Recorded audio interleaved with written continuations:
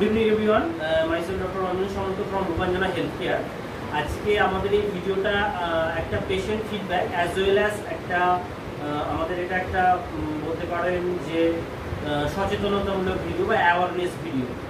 ধরুন একটা আমাদের রেগুলার যারা বাইক চালায়, লাইক ধরুন মেডিকেল রিপ্রেজেন্টেটিভ যারা আছেন আমাদের দাদা ভাইরা, সো তাদের ক্ষেত্রে একটা খুব common problem low back pain, এবং দেখা গেছে এমআরআইতে লাম্বার ডিস্ক প্রোল্যাপসের কমন সমস্যাগুলো দেখা যায়। তো সেখানে কিছু কিছু পেশেন্টকে সার্জারিও করতে হয়।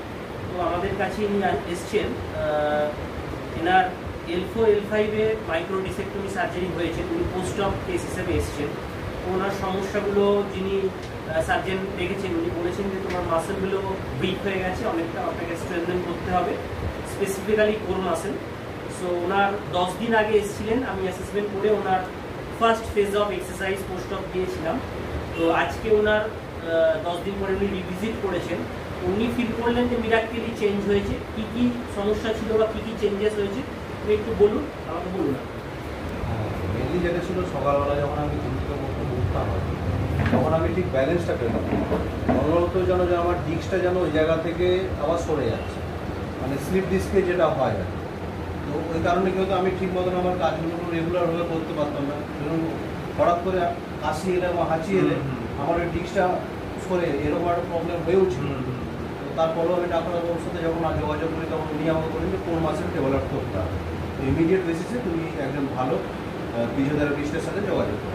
10 দিন আগে যে কন্ডিশনটা ছিল, 10 দিন আমার প্রোটোকল অনুযায়ী এক্সারসাইজ করার পরে এখন কীরকম? এখন পুরোপুরি আমি আর এটা ফিল করি না সকালবেলা ঘুম থেকে উঠে যে আমার ওই ডিস্কটা কোনো রকমে এক জায়গা থেকে আরেক জায়গায় লোকেট করছে। মানে এই কনফিডেন্সটা আমার মনে হচ্ছে বিল্ড আপ অলরেডি হয়ে গেছে, এবং আশা করছি আগামী দিনেও এটা ঠিকঠাকভাবে হবে।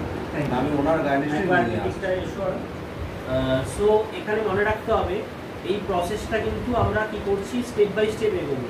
পোস্ট অপারেটিভ ফিজিওথেরাপি একটা ভাইটাল পয়েন্ট। এটাকে বাকি পেশেন্টদের ক্ষেত্রে বলছি, সার্জারি করানো মানে আপনার কিন্তু ট্রিটমেন্ট শেষ হওয়ার নয়।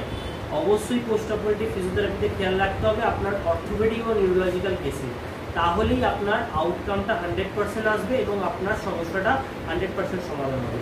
Thank you very much.